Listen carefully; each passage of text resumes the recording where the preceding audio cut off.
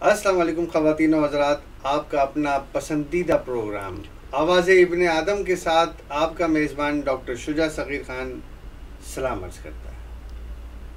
आज मैं आपकी मुलाकात एक ऐसे मज़लूम इंसान से कराऊंगा, एक ऐसे इब्ने आदम से कराऊंगा जो 16 साल से राह की तलाश में था। आज उसकी रसाई राह चैनल पे हुई। ये वो इब्ने आदम है कि जो बेपनाह मसाइल का शिकार है। 16 साल से एक अज़ियत में मुब्तला है, मगर इन 16 सालों में ना कभी हुकूमत जागी, ना कभी सरमायादार जागा, ना कभी कोई नाम निहात बड़ी एनजीओ जागी कि कोई उसकी मदद को आता। किस सतह पर उसने कोशिश नहीं करी। उसने चाहा कि उसके उन 3 बच्चों का इलाज हो जाए जो कि थैलीसीमिया मेजर के शिकार हैं। ये 3 मासूम बच्चे उस इब्ने आदम के हैं कि जो आज मेरे साथ मेरे मेहमान हैं। ख़वातीन व हज़रात, मैं आपका तारुफ़ कराता हूँ आज के अपने इस मेहमान से कि जिसका नाम है खादिम हुसैन खोकर। कैसे मिजाज हैं भाई? अल्हम्दुलिल्लाह सर, खैरियत है भाई। सालों हो गए आपको मसाइल का शिकार हुए। बिल्कुल सर, हर सतह पर आप गए। बिल्कुल। आपको अल्लाह ने 5 बच्चे अता किए, जी सर। जिसमें से 3 बच्चे आपके जो हैं वो थैलीसीमिया मेजर का शिकार है। और ये बीमारी, इसका इलाज बोन मैरो तस्वुर किया जाता है कि जी बोन मैरो ही इसका इलाज है। जी अच्छा, अब तक ये बताइए, ये जो आपके बच्चे हैं, 3 बच्चे हैं जो आज हमारे स्टूडियो में मौजूद हैं, जिसमें गुलनाज जिसकी उम्र 17 साल है, साजिद अली जिसकी उम्र 15 साल है और बुशरा जिसकी उम्र 8 साल है। ये मासूम बच्चे हैं, ये फरिश्ता सिफ्त बच्चे हैं। इनके लिए कभी आपने किसी सतह पर किसी से कोई अपील करी, हुकूमत से कोई अपील करी, इदारों से किसी से अपील करी?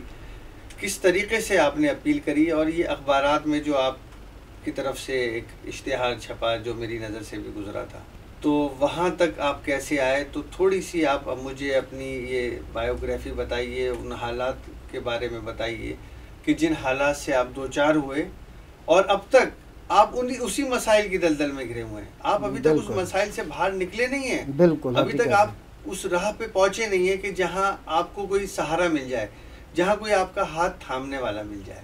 क्योंकि हमारा हुक्मरान तो सो रहा है। 66 साल हो गए, माशरा हमारा बिल्कुल सुकूत तारी है। माशरे में गवर्नमेंट है वो सुकून से सो रही है। आपको इस वक्त अशद ज़रूरत है एक सरकारी नौकरी की, जी, लेकिन आपके लिए हुकूमत के पास कोई नौकरी नहीं। आप तालीम याफ्ता हैं, बिल्कुल, इंटर साइंस हैं। जी सर। आपने हुकूमती इदारों में बेपनाह एप्लीकेशनें दी, बहुत सारी, मगर किसी ने आपको नौकरी पे नहीं रखा। बिल्कुल नहीं दी। नौकरी पे इसलिए नहीं रखा, देखिए मैं बताऊं, बड़ी साफ बात है, इसलिए नहीं रखा कि आप किसी भी सियासी जमात के आलाकार नहीं। अगर आप किसी सियासी जमात के आलाकार होते तो आपको एक ऐसी नौकरी मिल जाती जिसमें हर महीने आप सिर्फ तनख्वाह लेने जाते और 30 दिन अपनी सियासी जमात का काम करते आप। बिल्कुल, तब तो आपको नौकरी मिल जाती। सही। या आप वज़ीर आला साहब के या वज़ीर आज़म साहब के साले, चाचा, मामू, ताया इस किसी रिश्ते में होते। बिल्कुल। या फौज में कोई आला ओहदे पे कोई बड़े जनरल के आज से आपकी रिश्तेदारी होती तो भाई आपको नौकरी मिल जाती। लेकिन क्योंकि आप एक गरीब इब्ने आदम हैं, तो गरीब की पाकिस्तान में सुनी किसने है? आज तक नहीं सुनी। मुझे आज आपसे ये बात पूछनी है कि जिन मसाइल से आप 2-4 हैं, आप आवाम को खुल के बताइए उन मसाइल से, ताकि लोगों तक आपकी बात पहुँचे। और हमारा प्रोग्राम देखने वालों में से कुछ लोग, ऐसा नहीं है कि सारे के सारे बेरहम हैं, रहम वाले भी लोग हैं, बेशक, बिल्कुल, अच्छे लोग भी हैं। अल्लाह ने बहुत सारे लोगों के दिलों में अच्छाइयाँ अभी भी डाली हुई। पूरा माशरा करप्ट नहीं है। सही। चंद अनासिर हैं जिनकी वजह से पूरा माशरा ख़राब हो गया है हमारा। लेकिन अच्छे लोग हैं, उन तक आपकी आवाज़ जाएगी, उनमें से कोई खड़ा होगा आपकी मदद के लिए। तो आप मुझे उस पूरी डिटेल को तफसीलन बताइए कि ये बच्चे जब पैदा हुए तो किस तरीके से आपको पता चला कि थैलीसीमिया का शिकार हैं, फिर आपके साथ क्या गुजरी? डॉक्टर साहब, हमारा यहाँ पर आपने बुलाया चैनल पे, बड़ी मेहरबानी आपकी, नवाजिश, ये मौका दिया हमें बात करने का, हमारे बच्चों की ये खिदमत करने का मौका दिया। तो हमारी 1992 में शादी हुई, तो हमें इस बीमारी का पहले पता नहीं था। जब मेरा पहले ही बच्ची पैदा हुई गुलनाज,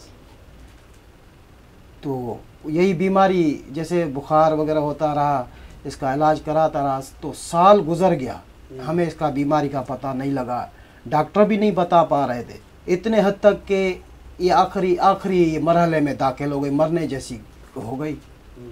तो मैं क्या उम्र थी उस वक्त इसकी? 1 साल की। मैंने फ़ौरन उस टाइम इसको जना हॉस्पिटल लेके गया। जना हॉस्पिटल वालों ने जब देखा तो उन्होंने कहा कि भाई फ़ौरन आप मतलब ब्लड का अरेंज करें, ब्लड नहीं है बच्ची में। मैंने उसी टाइम ही फ़ौरन अपना NIC वगैरह जमा किया काउंटर पे, उधर जा कर के उन्होंने ब्लड दिया, और जब बच्ची को ब्लड लगाया तो वो नॉर्मल सी होने लगी, सही हो गई। फिर उन्होंने एक टेस्ट मुझे लिख कर के दिया कि फ़ौरन ये आगा खान वालों से टेस्ट करवाएं। जब टेस्ट आया तो उसमें थैलेसीमिया मेजर, हम पहली मरतबा ज़िंदगी में सुना था कि थैलेसीमिया मेजर क्या है। बीमारी का असल मुझे वहीं से ही पता लगा कि थैलेसीमिया मेजर। तो मैंने पूछने लगा कि ये थैलेसीमिया मेजर आखिर क्या है, कि कैसे हुआ। तो फिर उन्होंने बोला कि ये खून, इसको 15 दिन में ये बोतल खून की ये है कि लगती रहेगी। मैंने बोला, उनसे पूछने लगा कि आखिर ये कब तक। तो डॉक्टर साहब ने ये कहा कि जब तक इनकी हयाती है तब तक ये इनको ब्लड लगता रहेगा। तो उनसे फिर मैंने मालूमात किया कि इनका कोई इलाज या कुछ कोई और। तो फिर मज़ीद बहरहाल उन्होंने इलाज करके उन्होंने डिस्चार्ज किया, हम अपने घर चले गए। बच्ची माशाल्लाह नॉर्मल हो गई, तो शुक्र अल्हम्दुलिल्लाह बेहतर हो गया। हमने सोचा चलो। तो उसके बाद जब फिर 15 दिन पूरे होने लगे, ब्लड कम होने लगा, तो ऐसे समझें कि बिल्कुल कमज़ोर होती गई। जैसे ये चीज़ की कमी होती है, सुकड़ती है। जैसे कोई गाड़ी का फ्यूल जैसे कम होता है कि स्पीड स्लो हो जाती है, तो ये बिल्कुल सुस्त हो जाते हैं कि इनको मतलब चलना फिरना भी इनका मुहाल हो जाता है। और इनका फिर उस वजह से फिर फ़ौरन खून लगवाना पड़ता है। फिर HB इनकी जाके करवाई, तो उस टाइम इनकी 4-5 HB 3-4 होती ये आई। मैक्सिमम इनका 10 से 12-13 तक 11 या होता है इसका HB जो होती है, हेमोग्लोबिन। तो उसके बाद जब HB करवाई तो ब्लड कम था, 4.5 था इस तरीके से। फिर उन्होंने बोला कि भाई इसका ये ब्लड का अरेंज करें। फिर मैं ब्लड लगवाता रहा। पहले हमारा किसी इदारे से कोई ऐसी बात ये पता भी नहीं था, और मुझे किसी ने बताया भी नहीं। आस्ता किसी ने मुझे मशवरा दिया कि यार इसका ब्लड का मसला है आपके साथ, तो फातमीद वालों से आप रब्ता करें। तो मैं फातमीद वालों के पास भी रब्ता किया, तो उनके पास भी 1-2 मरतबा ब्लड लगवाया। फिर उन्होंने कुछ पैसे मांगना भी शुरू किए कि भाई इनका या तो ब्लड दे दो, या तो इनकी जगह पे इसकी थैली का आप मुआवजा दे दो, हम इतना ब्लड कहाँ से लाएंगे ये वो। तो मैंने कुछ बंदे अपने ये डोनर भी कोशिश किया, कुछ यार दोस्त थे, कुछ पड़ोस वालों से करके आखिर बहरहाल उसके बाद फिर ये हमारी दूसरी ये बचा हुआ मेरा, तो आगे चल करके साजिद अली, तो फिर उसके साथ भी यही मसला हुआ। फिर ये बुशरा हुई। फिर उसके बाद एक और बच्ची हुई, वो मतलब नॉर्मल हुई, वो सही थी। मतलब 5 बच्चे में एक बीच में वक्फा होता गया। एक बच्चा सही तो एक थैलेसीमिया का, तो एक सही, इसी हिसाब से बीच में वक्फा हुई। अच्छा, आप करते क्या है? सर मैं प्राइवेट जॉब इदारे में, कंपनी में, अभी मैं सिक्योरिटी सुपरवाइज़र हूँ। एक इदारा है उसमें सिक्योरिटी की सुपरवाइजर। तनख्वाह कितनी मिलती है? ये तनख्वाह हमें सर ये 15,000 रुपया दे रहे हैं। अच्छा, इन बच्चों का माहाना अखराजात कितने हैं? माहाना तो सर अगर देखा जाए तो जो न होने की वजह से मैं तो पूरा ट्रीटमेंट ही नहीं कर पाता। यकीनन आपके पास नहीं है तो आप नहीं करेंगे, वो नहीं कर पाता। वैसे बहुत सारे अखराजात है, अगर उस हिसाब से देखा जाए तो एक इनको एक ब्लड लगता है, ब्लड के लिए मुझे ये कन्वेंस करके जाना पड़ता है, उसी जगह पे जाऊँ पहुँचूँ। मतलब आपकी रिहाइश कहाँ है? मेरी गुलशन हदीद में रिहाइश है। और आप ये करवाने कहाँ जाते हैं ट्रांसफ्यूशन? ये सिविल हॉस्पिटल जाता हूँ, और एक हुसैनी ब्लड बैंक है, वहाँ पर एक मेरी बच्ची गुलनाज ये रजिस्टर है, वहाँ से वो बच्ची गुलनाज आने जाने में 2000 रुपये तो आप 1000 रुपये तो आपसे टैक्सी रिक्शे वाला ले लेता होगा। बिल्कुल यही खर्च है। और उसके बाद फिर डिस्फोरोल इंजेक्शन आती है, वो उनको रोज़ाने के सूरत हाल मतलब वो लगेगी।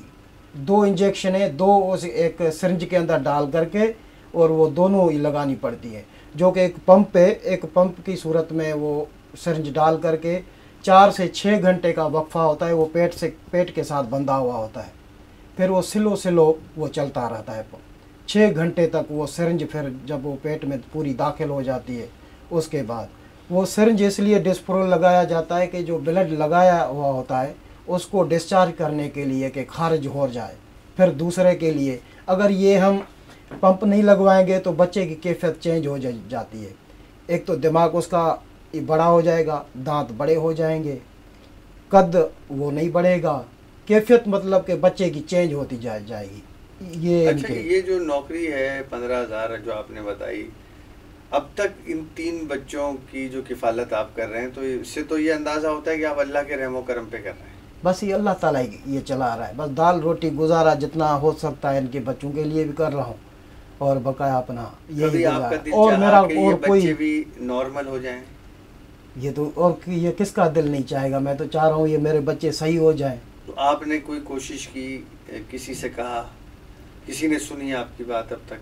नहीं, अब तक किसी ने भी नहीं सुनी है। मैंने अखबार के ज़रिए से एक ये प्रोग्राम किया था, वो भी मेरा एक ये क्लास फेलो दोस्त था, उसने मुझे मशवरा दिया, तो मेरा एक अखबार में ये चला। तो फिर जब अखबार चली तो आपने डॉक्टर शुजा साहब जैसे आपने रब्ता किया मेरे से, तो इसी हवाले से और किसी भी शख्स ने कोई रब्ता नहीं किया, कोई और भी नहीं पूछा। अल्हम्दुलिल्लाह इस पाकिस्तान में अरबपति लोगों की तादाद कम नहीं है, बहुत हैं सर, बिल्कुल। करोड़पति लोगों की तादाद कम नहीं है।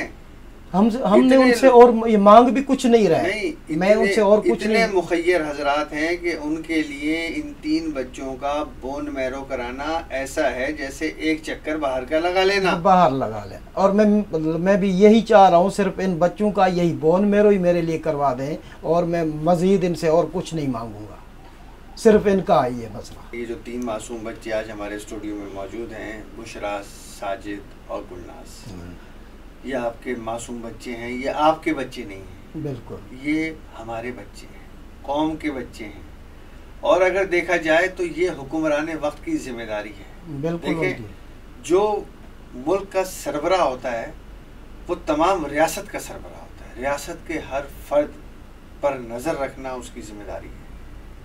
आप अगर दीन इस्लाम को उठाते हैं तो आप देखते हैं कि हज़रत उमर फ़ारूक रज़ी अल्लाह ताला का दौर देखिए आप, कि आप फरमाते हैं कि दरिया दजला के किनारे भी अगर कोई कुत्ता भूखा या प्यासा मर गया तो वो उमर की जिम्मेदारी। एक वो खलीफा थे, एक आज के हुक्मरान हैं। इन्हें ये नहीं पता कि इनके मुल्क में क्या हो रहा है, इनकी आवाम पे क्या गुजर रही है। ये पेट्रोल पे पैसे कम कर देते हैं, महंगाई कम नहीं होती। पेट्रोल पे पैसे कम कर दिए, महंगाई कोई कम नहीं हुई। रोटी आज भी उतने की है, बिल्कुल, दाल आज भी उतने की है, चावल आज भी उतने का है, दूध आज भी, कोई चीज सस्ती नहीं हुई। पौश इलाके में चले जाइए आप, जो दूध आपको नई कराची में 60 रुपए किलो मिलेगा, वही पौश इलाके में आपको 80 रुपए मिल रहा है। जो गोश्त आपको लियाकताबाद में 300 रुपए किलो मिलेगा, वही गोश्त गुलशन और डिफेंस में चले जाइए 450 रुपए किलो मिलेगा। बिल्कुल हकीकत। अगर एक रक्शे वाले को आप लालू खेत से रोकेंगे कि भाई न्यू कराची जाना है तो वो 100 रुपए लेगा, और तारिक रोड से रोकेंगे उसको तो कहेगा 500 रुपए दे दो। कैटेगरी है हमारे यहाँ, कैटेगरीज है, कैटेगरीज है। कानून नहीं है ना, कानून है नजर नहीं आता, इदारे हैं कारकर्दगी जीरो है, सब कुछ है, कमिश्नर मौजूद, डीसी मौजूद, एसी मौजूद, बल्दियाती एडमिनिस्ट्रेटर मौजूद, सब शहर का हाल देख लें। रोडें टूटी हुई हैं, कोई पूछने वाला नहीं है। यानी रोडों पे कब्जा हुआ है, मैदानों पे कब्जा हुआ है। मतलब माशरा तो सो रहा है ना, बिल्कुल माशरा सो रहा है, इदारे सो रहे हैं, हुक्मरान सो रहे हैं, आपकी कौन सुनेगा? ये तो हमने कोशिश की कि खादिम साहब आपको यहाँ लाएं, क्योंकि ये राह टीवी एक वेबसाइट चैनल है, इसको पूरी दुनिया में लोग देखते हैं इंटरनेट के ऊपर जी। क्योंकि हमारे यहाँ तो सैकड़ों टॉक शो प्रोग्राम आ रहे होते हैं, आपने देखा होगा। बिल्कुल ARY वाले भी करते हैं, QTV वाले करते हैं, अपनी सतह पे बड़ी कोशिश करते हैं। कोशिश करते हैं, बिल्कुल बिल्कुल, बड़ा कई लोगों को प्रमोट किया जब वो जी, रमजान जी, में प्रोग्राम जी करते जी थे। जी। काफ़ी लोगों की हेल्प भी और करी मुझे उन्होंने। काफ़ी सारे लोगों ने भी यही कहा कि कुछ दोस्तों ने कि डॉक्टर आमल लियाकत से भी आप रब्ता करें। नहीं इंशाल्लाह, लेकिन अगर बस मैंने हमारी कहा बस कोशिश हमारा हुई, यहाँ तक ही है। नहीं हमारी कोशिश हुई, वो हमारे सीनियर्स में से हैं, सीनियर एंकर पर्सन हैं। जी जी जी। हम उनसे कोशिश करेंगे, उनसे राब्ते की कोशिश करेंगे, आपके बारे में उनकी ट्रस्ट को बताएंगे जो उनकी वालदा मरहूमा के नाम से चल रही है। जी जी। उन्हें भी बताएंगे कि आमिर भाई ये लोग हैं, आपकी माशाल्लाह आवाम इतना सुनती है, इन्हें आप अपने सुबह के शो में बुलाएं, इनके लिए कुछ करें। देखिए सही बात यह है कि बाइख्तियार लोग जो है ना, हम तो बेख्तियार हैं। बिल्कुल बाइख्तियार लोग जो कुछ कर सकते हैं, जिनके एक टेलीफोन पे मशीनरी हिल जाती है। सही। अब जैसे आर्मी चीफ है हमारे राही शरीफ साहब, बिल्कुल, वो अगर इस राह टीवी के प्रोग्राम को देखें और वो एक आर्डर कर दें, तो आप यकीन करें ये जो अपॉइंटमेंट लेटर है ना सरकारी, सही, ग्रेड 11 का या ग्रेड 9 का, वो आपके घर पे चल के आ जाएगा। बिल्कुल, जिसमें कम से कम आपको मेडिकल फैसिलिटी तो हो, बिल्कुल, आपके बच्चों का मुफ्त ट्रीटमेंट तो हो सके। ये तो आपका राइट बनता है। 3 बच्चे जिसके थैलेसीमिया मेजर का शिकार हो, रियासत की ये जिम्मेदारी है हमारी। आप देख लें, कुछ लोग होते हैं उनको एजाजी नौकरी दे देते हैं, एजाजी तो सरकारी कुछ नौकरी ऐसे ही मिलती बोलते हैं कि आपकी उम्र ज्यादा हो गई, अभी तो नौकरी भी नहीं हो ये मिल सकती। इतने अरसे से कोशिश करते करते आखिर वो नहीं मिल सकी, तो जाहिर उम्र तो बढ़ती जाएगी। सरकार के पास हर चीज का इलाज है, इनके पास एक कानून है, उम्र हर आदमी नहीं जानता, relaxation of upper age, age relation वो जो करता है, रिलैक्सेशन ऑफ अपर एज के नाम से कानून जी है। जी जी जी। उसके तहत आपको रिलैक्स मिल सकती है अगर आपको हुकूमत सिंसियरली नौकरी देना चाहे। बिल्कुल। आप सिर्फ मुझे ये बताएं कि अब तक जो कुछ आपने कोशिश की, किसी सतह पे, किसी जगह पर आपको पजीराई मिली या किसी ने आपसे कोई वादा किया हेल्प का अब तक? सर अब तक तो कोई ऐसी वाज़ेह सूरत हाल सामने नहीं आई है। अब सुबह से हम जाते हैं अपनी ड्यूटी से, 12 घंटे की प्राइवेट जॉब होता है, सुबह निकलते हैं, रात को 8 बजे नहीं 9 बजे वापस आते हैं घर पे। अच्छा, तो इस दौरान इन बच्चों को कौन देखता है? इनकी माँ देखती है? कभी मैं छुट्टी कर जाता हूँ, छुट्टी करके ले जाता हूँ, कभी वालदा, ये मेरा भतीजा है वो ले करके इनको जाता है।